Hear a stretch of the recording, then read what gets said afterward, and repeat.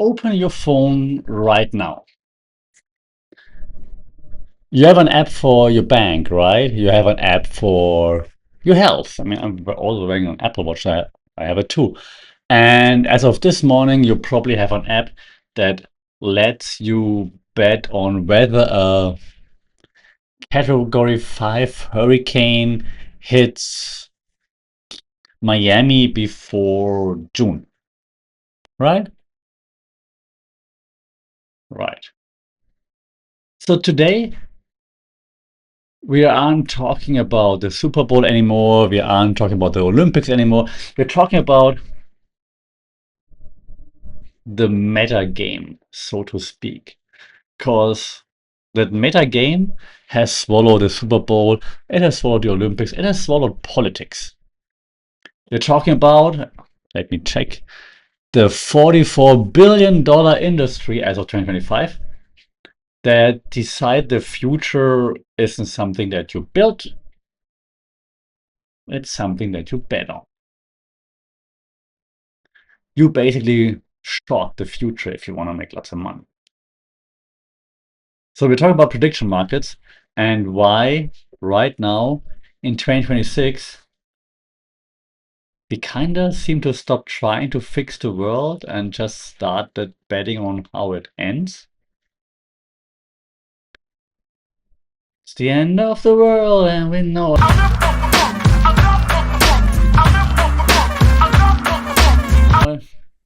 Saudi Cup and welcome to another sad episode of the Funkepod Mindful Media and Communication. Yeah, I still have the "It's the End of the World" song now by REM in my head. If you're too young to know it, check it out, because we feel fine.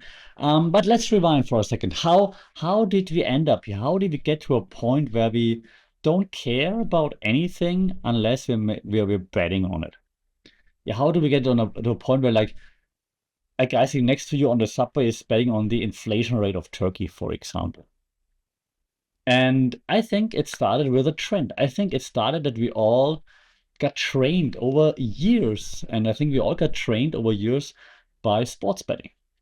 Yeah, remember in 2024, 2 years ago, you couldn't watch any football game, any NBA game, whatever, without seeing Jamie Foxx or Kevin Hart telling you to download an app, and they're gonna be like, risk-free bet, same game parlay, and all those things, right? And I mean, as you can see from my shirt, I'm from Germany. Every other football team is the real football team is sponsored by a betting company, or like streaming services are sponsored by betting companies. Every other podcast that you and I listen to are sponsored by sports betting or other betting, right? And they told you it was about like loving the game, right? I actually noted it down as a quote because it was a quote of one of those sports betting advertisers. Do it for loving the game. Complete lie, right?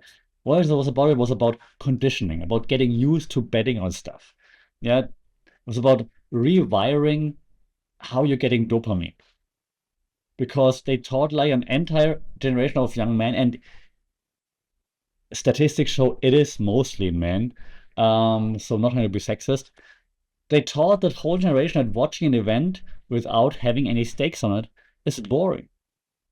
I mean, I just listened to an MMA podcast while I was in the gym this morning, and there's a segment on the podcast where they always talk about which bets they're hedging. I'm like, what the hell? So if you aren't sweating the outcome, you aren't alive. You're not invested, right? Well, congratulations. The conditioning worked. You're one of them, because you're addicted to the sweating it. And once you need the sweat, football is enough. MMA isn't enough. You need higher stakes. You want that sweat not just every weekend or every game day. You want it anytime, any place, anywhere. And that's when the devil himself materialized in the form of prediction markets. Devil was like, hey, you want to sweat? I'll make you sweat. So let's jump into the assassination market. Because in 2025, so yeah, just last year, the combined volume of, and I have it here, of Polymarket and Kalshi, which are the two biggest prediction markets, hit 44 billion US dollars. That's larger than the GDP of, I don't know, half the countries that you're betting on. But it's not just numbers, right? It's actual lives. So we're betting on livelihoods. Look at the most famous example. Look at the Venezuela rate from, was it just last month? It feels like a year ago.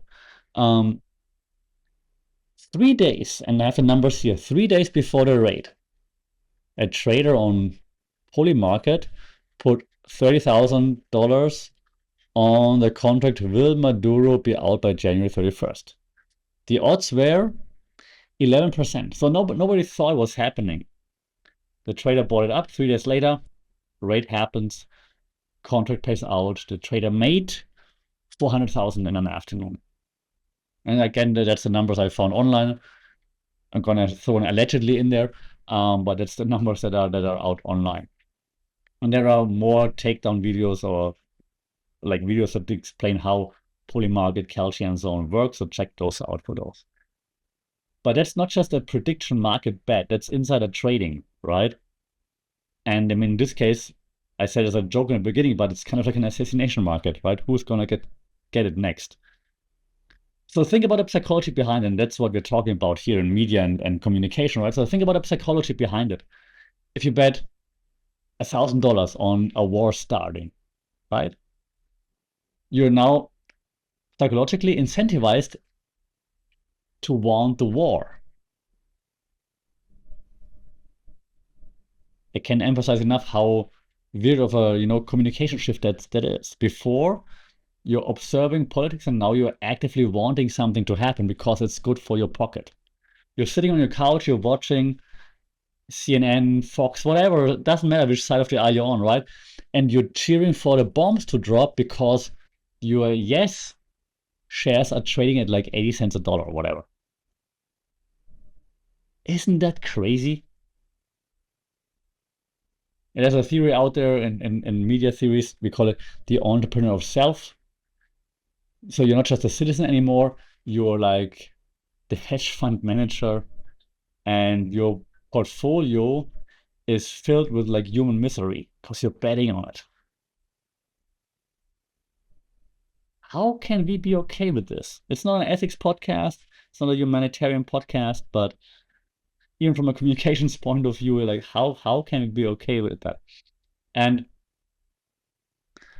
I mean, since communication media is very much related to like technology, of course, let's quickly look at this. Like the tech bros, they love it. Of course they do. The tech bros, okay. The tech bros, they love it, right? Of course they do. Why wouldn't they? I was reading a thread by Alpha Raccoon, the guy who apparently made millions predicting Google search rankings. Like, yeah, that's how petty it gets. It's a real thing, apparently. It can predict Google search rankings. His argument, and I quote, "The market is the only truth. The media lies, the polls lie, but money doesn't lie." On bullshit. Since when does money tell the truth? Money never tells the truth. Money never told the truth, and money will never tell the truth. Money tells you where the liquidity is. Liquidity does not equal truth. Welcome to communication. I don't want to call it 101, but basics of communication. Right now, as I speak, there's more money being bet on the Oscars Best Picture than there's on the UN peacekeeper deployment. So are we saying that the Oscars Best Picture is more important, for example? No, we're not. So, but what it means is they're not more important, clearly. I hope we agree on that, but they are more fun. They're more fun to gamble on. And hence, if it's more fun to gamble on, it becomes more important for us in the moment, and we don't care about the actual stuff that's happening. So we are confusing accuracy with popularity. If it's popular, It's important. And you know what? The government, all the governments, I'm not just singling out one, the governments didn't know it. There was a representative named Richie Torres who was just introduced, and I quote the Public Integrity in Financial Prediction Markets Act of 2026. So this act bans Congress from betting on prediction markets. Well, thank God there's a law now that prevents Congress people from insider trade. It would be terrible if anyone who serves in Congress would do any trading with insider knowledge. It would never happen, clearly. Because if there's no one thing we know about Congress, right? They never find a way around such rules.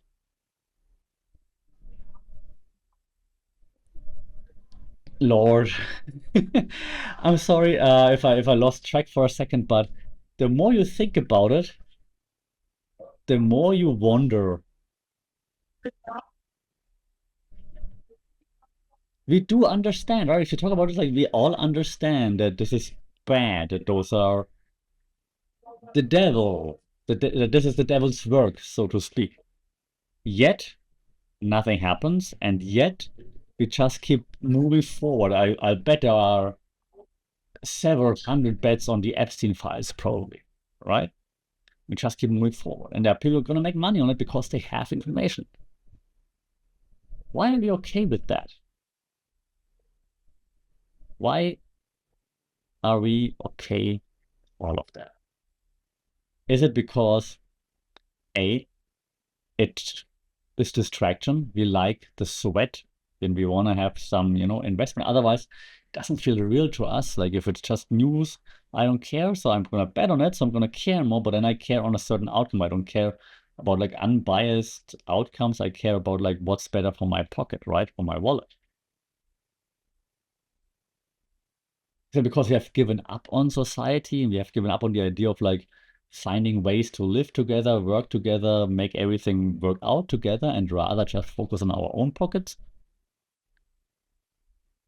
So all of the above, and are we just being controlled by the big players that are turning a blind eye to those prediction markets because they're clearly mostly running on insider trades? Or is it all of the above?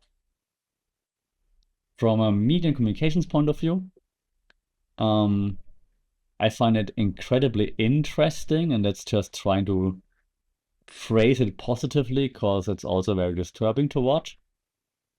And last thing here, very interesting to see how big corporations, UFC, for example, I think they're partnering with Polymarket, I believe. I don't know about the other big leagues like NBA and so on.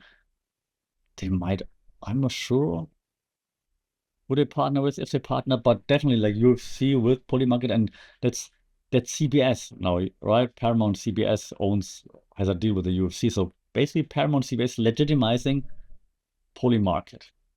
So if a big company, big TV broadcaster, such as Paramount CBS, works with Polymarket, it makes it sound like it must be a legitimate business model. So I can probably trust it because otherwise Paramount, my TV provider, wouldn't work with them if they would be sketchy, right? And that leads me back to the beginning. And there's lots of money involved. 44 billion US dollars as of last year. They're throwing all the money at CBS, of course, for partnerships and so on. And we somehow, and they do it too, and that's why we do it, they try to equal liquidity. They try to equal liquidity with legitimacy. And that obviously not the case, will never be the case, but that's exactly what they try to make you and I and all of us believe. So where does this leave us, right? We are living in a huge casino. And the house rules are quite simple in that casino. Everything is content and everything has odds. So sometimes I try to end the podcast with a challenge, right? So challenge this week could be try something radical. Like, watch the Winter Olympics curling and don't bet on it. Read the news about Greenland. Don't check the odds. You gotta reclaim your right to be surprised, because you remember how awesome it was to be surprised and to not have like a bet on everything. Gotta reclaim the right to just be an observer and not a shareholder. Maybe without always sweating about everything, you're actually gonna sleep a bit better. Gonna be like, calm, zen, find enlightenment, and not sweat over every single push notification you're getting. Because if you treat the end of the world like a slot machine, eventually you're going to hit the jackpot. And if you're going to hit the jackpot after betting on the end of the world, you're not going to like the price. You know that the house always wins, but you don't have to walk through the door. Keep your guard up when it comes to all those prediction markets. Don't let them hit you. Don't let them lure you in. If they come close, you elbow them in the face. And I'll see you in the next episode. Until then, stay safe, take care, study cup.